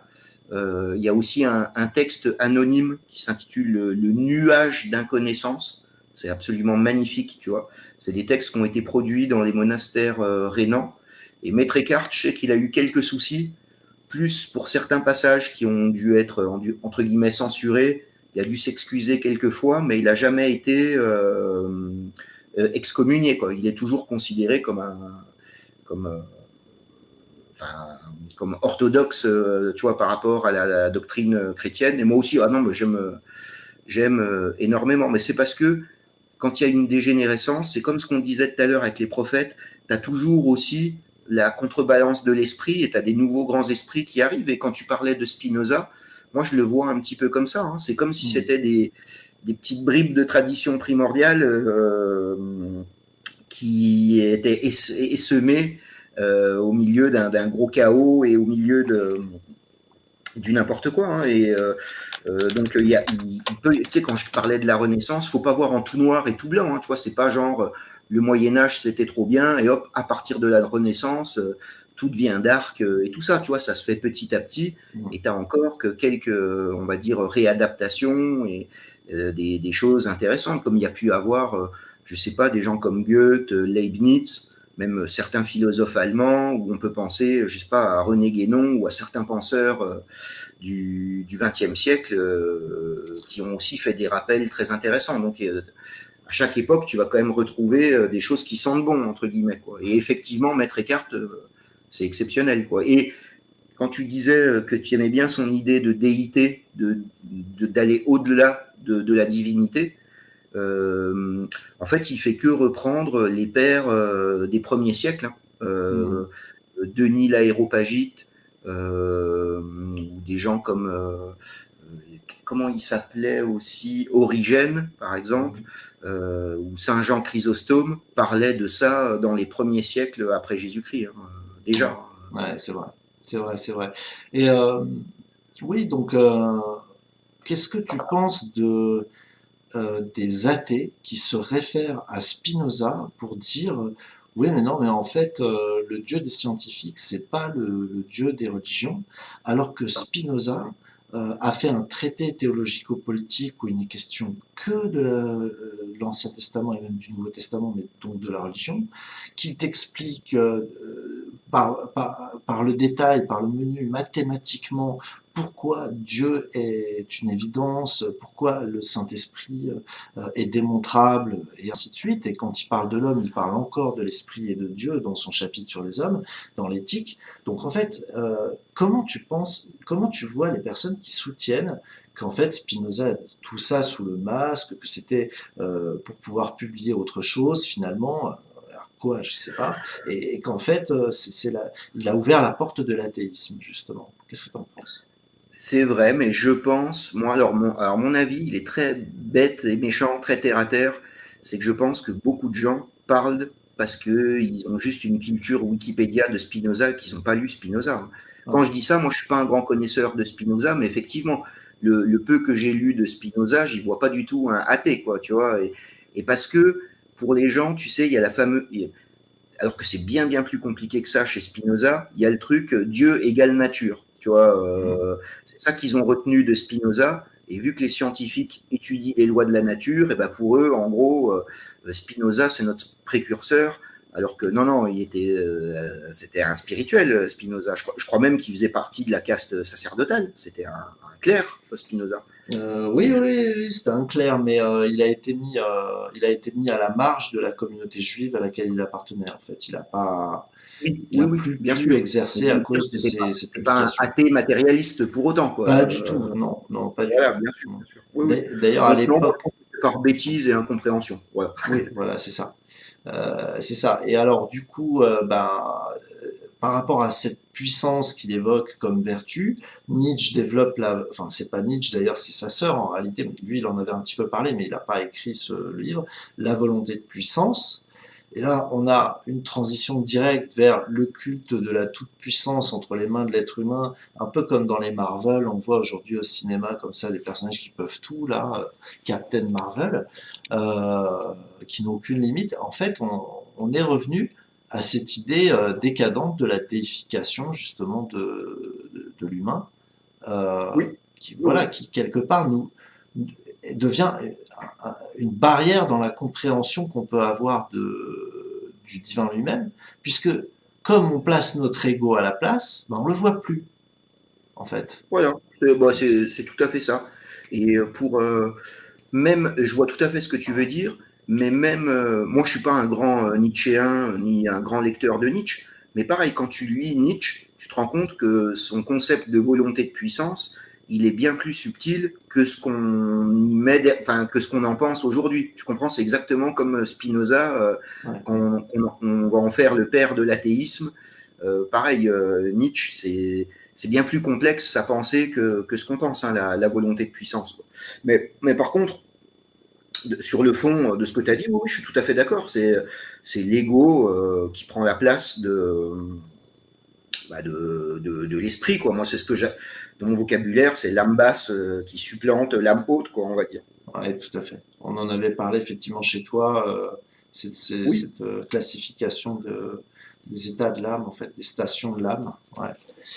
ouais, voilà. Et il y Ouais, a ouais. aussi la technologie, la science, le confort matériel euh, fait qu'il y a une espèce d'engourdissement général et que les êtres humains n'ont même plus besoin de réfléchir, quoi, tu vois. Hmm. Tout est mécanisé, tout est. Enfin, je sais pas, et puis à notre époque, c'est tellement. Qu'est-ce que... C'est incroyable d'avoir la discussion là qu'on a ce soir, même si on n'a pas tout lu ou quoi que ce soit, sans nous jeter des fleurs. Je vois Et les le gens sur chat le chat aussi. qui Ouais. suivent aussi, il n'y a pas de souci, mais je veux dire, on est des exceptions, quoi. Les gens là, ils sont en train de regarder Netflix ou d'aller se coucher pour faire un boulot dans des bureaux, tu vois, du tertiaire, quoi. Tu vois, c'est pas très spirituel, quoi, comme époque, quoi. Ouais. Et alors justement, par rapport à ça, j'ai envie de te poser une question un peu d'anticipation, mais déjà plutôt une question d'actualité dans un premier temps, puis on verra l'anticipation après derrière, ça va découler. Euh, qu'est-ce que tu penses de ce retour là depuis en fait depuis l'an 2000, enfin 1999-2000, 2012, 2020 et quelques des patates, 2025, tout ça, du retour de l'eschatologie au devant de la scène. Euh, et je vais détailler cette question en deux sous-questions. Est-ce que pour toi ça signifie, comment dire, qu'on attend, on atteint le pic de l'effondrement du, comment dire, pas de la société parce que ça on le sait, on le voit, mais de l'effondrement des aptitudes spirituelles de notre société, ou est-ce que tu y vois au contraire les germes d'une renaissance qui va se faire par des hommes qui seraient comme ça le fruit de l'histoire et qui pousseraient l'histoire en avant? Comment tu vois ça? C'est-à-dire bonne ou mauvaise Je, nouvelle en gros? ben, en fait, je séparerais le général du particulier. Je pense que, en particulier, cette époque, c'est un peu ce que je te disais tout à l'heure avec les maîtres Eckhart, les Spinoza, qui arrivent aussi dans des époques de plus en plus matérialistes. Je pense qu'à notre époque, beaucoup de gens voient qu'on arrive à une limite et qu'il y a un manque criant de spirituel et que beaucoup de gens reviennent vers la spiritualité. Et ce qui est dommage, c'est qu'il y a beaucoup de trucs New Age et de n'importe quoi aussi qui les attendent pour faire un billet, mais il y a quand même un besoin. Par contre, en général, je pense que quand tu parles d'eschatologie, tu as effectivement chez les religieux l'eschatologie omniprésente. Et je sais pas, par exemple, chez les gauchistes, tu auras la collapsologie, qui est une eschatologie laïque, quoi, on va dire. Quoi. Oui, Donc le je pense grand que soir, l'effondrement du voilà, capitalisme. voilà, Ouais. voilà, New Age aussi. Quand j'ai parlé de New Age, Nouvel Âge, c'est aussi une eschatologie. Et Mm. donc du coup, non, je pense que tout le monde se rend compte qu'on est à la fin d'un grand cycle. Par contre, que ça soit les prémices d'un nouvel âge d'or au niveau du collectif, ça j'y crois pas. Quoi. Mais que Ouais. par exemple, de plus en plus de gens se tournent vers la spiritualité ou commencent à se poser des questions, ou tu sais, tous les mouvements de retour un peu à la terre, à l'autonomie, ce genre de choses, pour moi, c'est des signes, mais qui sont plus ou moins positifs quand même, tu vois. Ça Ne rappelle serait-ce un... que Ocean, par exemple, participe de ce mouvement-là aussi, tu vois. C'est vrai. C'est vrai. Ça rappelle un peu l'idée de Jean le Baptiste, tu vois. J'ai l'impression qu'on est dans une espèce de période du baptisme de la spiritualité en Occident. C'est-à-dire l'éloignement du temple, le retour à la pureté dans des groupes, dans un entre-soi complètement coupé de la société et sa corruption. Quelque chose comme ça, il y a une sorte de retraite youtubesque et aussi sociale, quoi, à travers le mouvement vers la campagne. Tout ça, et en fait, on a un peu là, je sais pas, j'y vois un parallèle avec Jean-Baptiste. Oui, mais je vois ce que tu veux dire. Et Fanny qui me dit oui, mais PY, tu sais bien que c'est le particulier qui gagne l'histoire à la fin. C'est vrai, effectivement. Je pense qu'il faut toujours commencer de toute manière par soi-même et son petit cercle rapproché, parce que aujourd'hui, dans notre monde qui a une énorme machinerie, on est des tout petits rouages insignifiants. Tu vois, franchement, on n'a aucune manette. Quoi. Mm. Tu vois Ouais. mais du coup, le retour sur soi, enfin justement ce que Platon, enfin plutôt Socrate appelait la métanoïa, tu vois, la réminiscence, le ressouvenir plus ou moins d'une origine suprahumaine, qui a autre chose que bouffer et baiser. Je pense que ça, c'est plutôt du positif en fait. Après, il y aura aussi tout le n'importe quoi qui va avec le New Age, les trucs débiles de développement personnel, tout ça. Mais comment on va dire, le ressort premier me paraît assez salutaire. Quoi. Et après, bah voilà, après, on fait ce qu'on peut après, tu vois. Mais c'est déjà bien de se poser des questions sur le divin. C'est pas à moi de donner des conseils aux gens de dire retournez à l'église, retournez à votre mosquée, même si ça peut être très bien ou quoi. Mais déjà de prendre conscience que l'homme ne vit pas que de pain, tu vois, pour reprendre Jésus, quoi, Ouais. qu'on est autre chose que des tubes digestifs et un sexe, c'est déjà pas mal, tu vois, c'est déjà un début, quoi. c'est pas très haut, c'est pas de la haute mystique, c'est pas de la haute spiritualité, mais c'est déjà un changement de cap, quoi, en fait, quoi. Ouais. Et alors, en fait, ce que je lis aussi, c'est que on est d'accord aussi là-dessus, c'est que la solution, là, c'est quelque part face aux temps dans lesquels nous sommes, qui sont la crise des temps.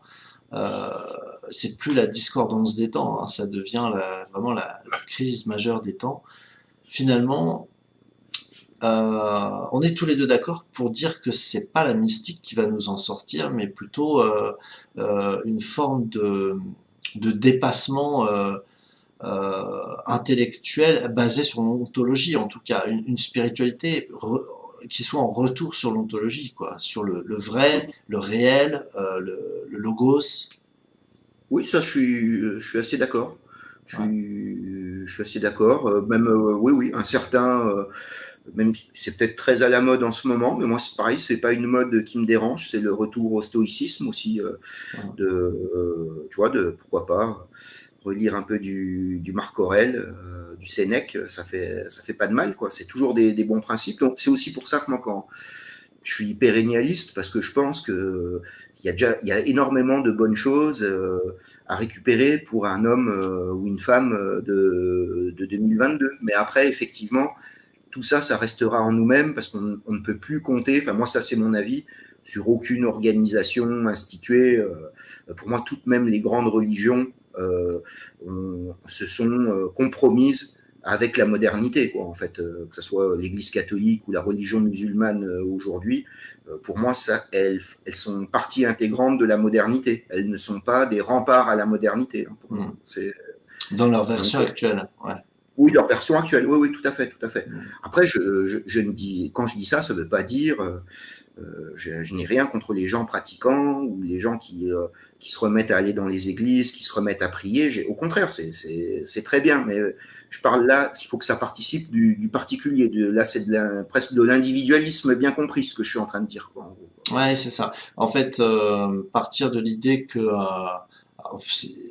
finalement, comment dire, euh, ça c'est la grande difficulté d'articulation justement dont a souffert la spiritualité avec la modernité, c'est de se dire mais nous on veut retour à la spiritualité et à la relation au divin pour aller vers une société vertueuse et donc aussi nous-mêmes essayer d'être vertueux de notre mieux.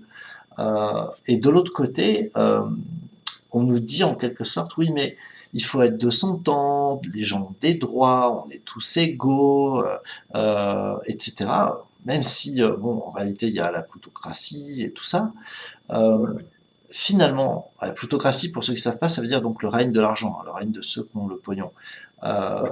donc, finalement, on a l'impression que on ne peut pas on ne peut pas réanimer les lois euh, de jadis, en quelque sorte, parce qu'elles ont conduit à une crise systémique qui a entraîné la modernité, et que cette modernité a entraîné une crise systémique qui a amené notre époque que j'appelle post-punk, parce que on est au-delà du plus rien à foutre, hein, c'est grave.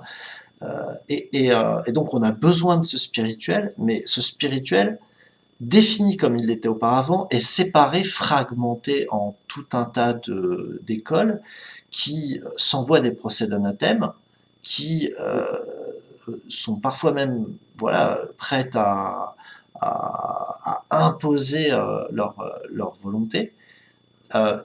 Et finalement, bah, on fait pas œuvre de spiritualité là quelque part, et on n'arrive même pas non plus à avoir un projet parce que euh, le religieux, lui, dans cette spiritualité, et même dans le New Age, impose son vocabulaire, ses pratiques, ses us et coutumes, quoi, et ce de manière différenciée.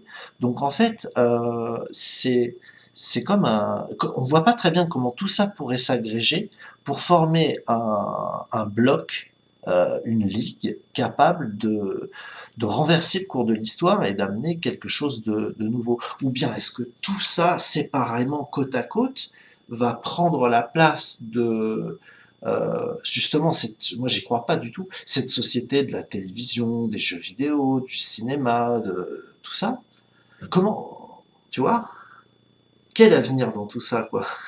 C'est des questions que je me pose, hein. Peut-être t'as pas la réponse, t'as pas d'idée Non, j'ai forcément pas. préconçue, mais En tout cas, hmm. moi personnellement, c'est peut-être ce qui fait que je suis un peu anarchiste entre guillemets. Je ne crois pas aux grands groupes de notre époque, tu sais, aux Hmm. équipes de Hmm. notre époque. Et je suis tout à fait d'accord avec ce que tu dis. C'est que, je sais pas, par exemple, les gauchistes qui vont prôner l'égalité, le vivre ensemble. Bon, tu es pas d'accord sur une idée avec eux, bon bah c'est bon, t'es un facho, t'es voué aux anathèmes, quoi. C'est exactement s'ils pouvaient remettre des bûchers, ils en mettraient des gens sur le bûcher, quoi. C'est exactement ce que tu disais sur les scolastiques un peu coincés de la fin du Moyen-Âge, quoi. En fait, on est à une époque où finalement, il y a énormément de réseaux de communication, de réseaux sociaux que j'appelle asociaux, mais j'ai l'impression que plus personne n'est capable de se parler. Parce que tu vois, nous, par exemple, tous les deux, sur plein de points, on n'est pas d'accord, mais on arrive à avoir une discussion courtoise, à prendre les points communs qu'on a ensemble. Si on n'est pas d'accord, on va se le dire. Certes, on va sûrement rester sur nos positions, mais on va pas se foutre sur la gueule et commencer à s'embrouiller. Je vais pas commencer à te dire ah ouais, mais toi t'es un facho, toi t'es un machin, toi t'es un spinoziste dégénéré. Toi, je vais pas commencer à tu comprends. Alors que les Ouais. gens, la majorité des gens fonctionnent comme ça, quoi.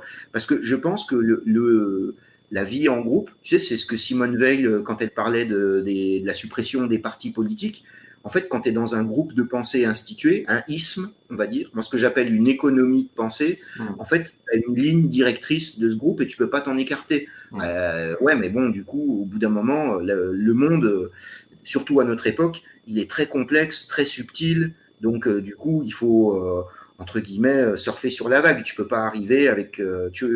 Donc, du coup, le problème, justement, c'est qu'il manque une idée qui transcende les individualités, en fait. C'est ça. En fait, j'ai l'impression, ce que j'ai raisonné ces derniers temps, c'est que il nous manque un objectif, on va dire, institutionnel commun qui permettra à chacun de ces groupes de pensée d'exister politiquement en état de puissance, plutôt que une idée de tous s'établir dans la même relation au divin, que de toute façon on ne veut pas remettre en question la façon dont on appréhende ça.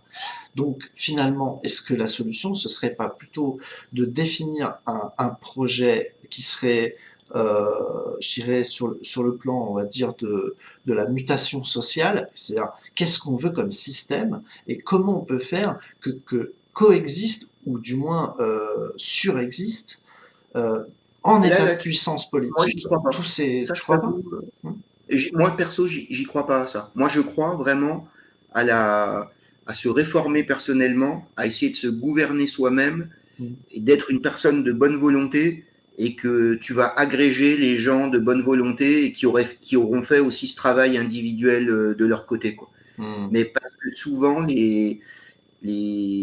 fédérer les gens, trouver un groupe de pensée, un isme comme j'appelle, c'est souvent un succès d'année pour ne pas se connaître soi-même et se fondre dans un groupe et toujours trouver les solutions à l'extérieur de soi-même, quoi, tu Je vois.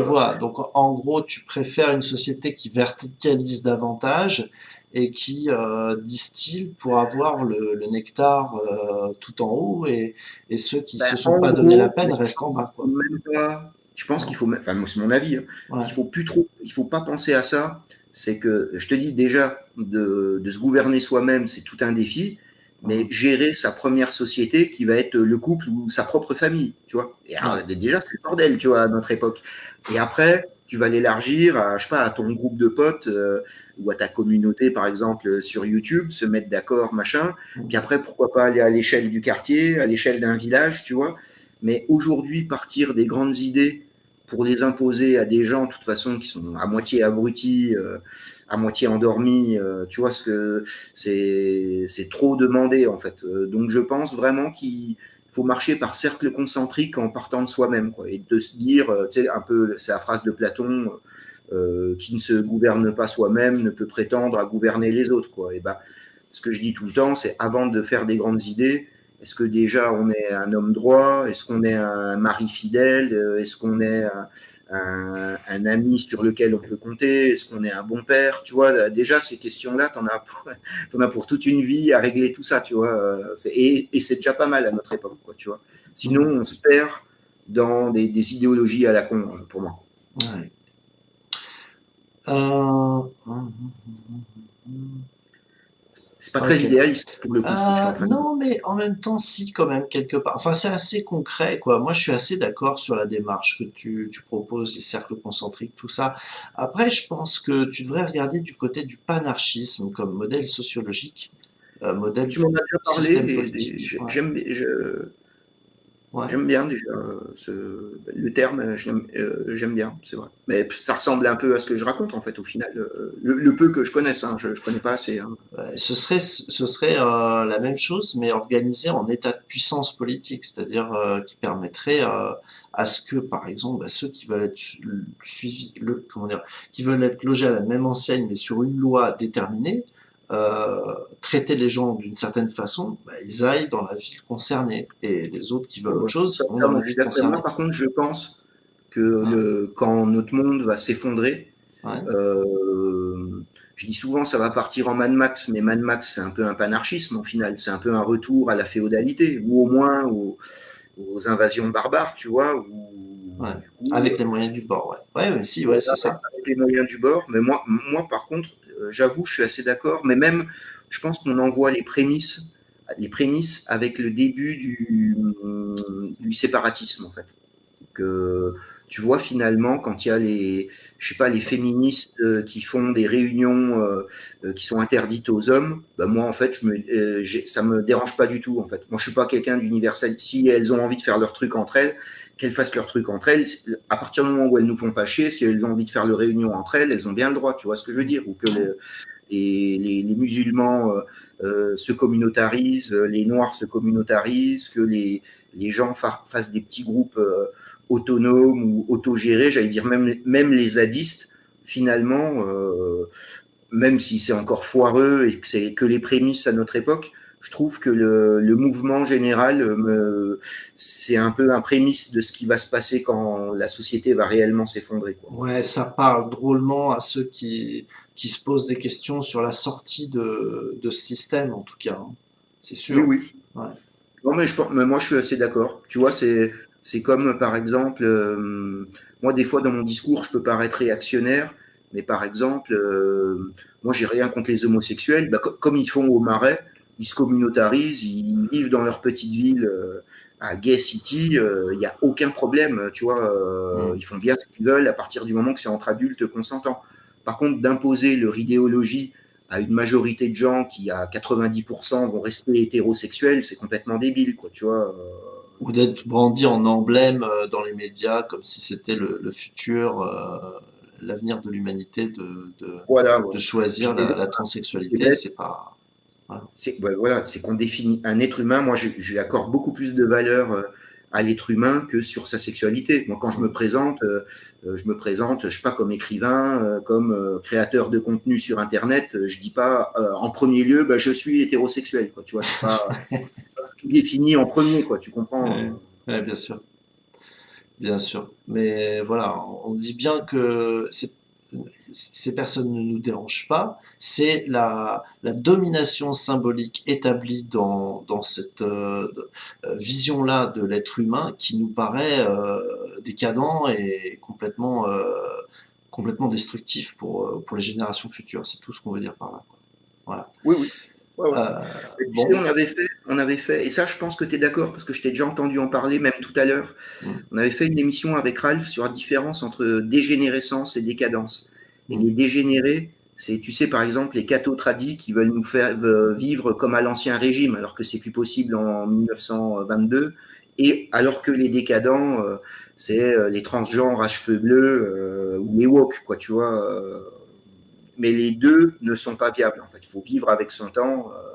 Et on ne peut pas faire revivre, tu sais, les dégénérés, en fait, c'est un peu comme le principe du zombie. D'ailleurs, je crois que c'est Toth Emmanuel Todd qui parle de christianisme zombie. Bah, je vois tout à fait ce qu'il veut dire. On peut pas vivre comme nos arrière-grands-parents, quoi. C'est fini l'église au milieu du village et on se marie à 20 ans. Tu vois, je dis pas que c'est bien ou que c'est mal, mais en fait, on peut pas rembobiner le fil de l'histoire, en fait. L'homme, il revient jamais en arrière, en fait. Ouais.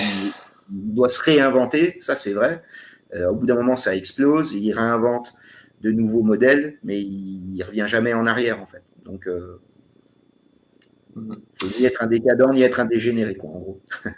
Ouais, voilà. Bon, ben, je pense qu'on en a fini pour ce soir parce que c'est une première émission de chez nous, là, sur Histoire et Conscience avec toi, Pierre-Yves. J'espère qu'on va refaire ça très bientôt. Ah bah, avec plaisir, j'ai tout à fait apprécié la discussion. En plus, on est un peu pareil, on part un peu dans tous les sens, mais les gens qui nous suivent, je pense qu'ils comprennent le fil rouge de notre discussion, quoi. J'espère que c'était pas trop décousu, mais j'ai très apprécié cette discussion. Alors, on a fait quelques fourchettes sur la grille chronologique, mais grosso modo, on a été à peu près dans le suivi du truc. Et puis, ce qui est intéressant, c'était de mettre justement en évidence aussi des parallèles historiques. Donc, c'était intéressant aussi de faire ces petits pas de côté, ces petits Oui, ponts. Mais voilà, mais en tout cas, ouais, j'ai eu beaucoup de plaisir à te recevoir, Pierre-Yves. Je suis vraiment content. Merci au chat pour votre participation. Je relève les questions. J'en ai pas vu tant que ça. J'ai vu beaucoup de propositions de documentation. Donc, effectivement, ça nous donne à trouver des choses. Jacques Ellul, par exemple, sur anarchie et christianisme, proposé oui, par Fanny. excellent. Euh, Qu'est-ce qu'on a d'autre? Oui, alors on a comment ça s'appelle? Oui, donc Abou Denner qui propose d'étudier donc le Testament d'Abraham, euh, qui est un texte qu'il m'a envoyé. D'ailleurs, j'ai pas encore commencé à le lire à bout, mais je vais me documenter tôt ou tard pour voir un peu ce qu'il y a dedans. Mais voilà. Donc oui, voilà, Mister Enzer, ben, merci encore pour ta présence, comme Victorieux Céleste aussi d'ailleurs. Voilà, donc tous, en tout Crocro, à bout des nerfs, merci pour vos messages. Je vois que tu nous as fait des citations du Coran à bout des nerfs. Je regarderai ça dès que possible pour voir un petit peu ce qui peut s'en dégager. Et si tu veux revenir sur la chaîne, bah écoute, t'es le bienvenu, hein. Voilà, et puis bah, merci Pierre-Yves, à très bientôt. À très bientôt. Merci à toi pour l'accueil. Merci au chat qui était très, très courtois, très, très intéressant. Donc, bonne soirée à vous tous, quoi. Si tu veux, tu quittes pas, on peut se retrouver en off dans quelques instants, si tu veux. Ouais, ok, ça Ok. marche. Bon, on vous envoie un jingle. Merci pour votre présence et à très bientôt sur Histoire et Conscience avec le druide Fabio et ses amis. Ciao à vous. Ciao.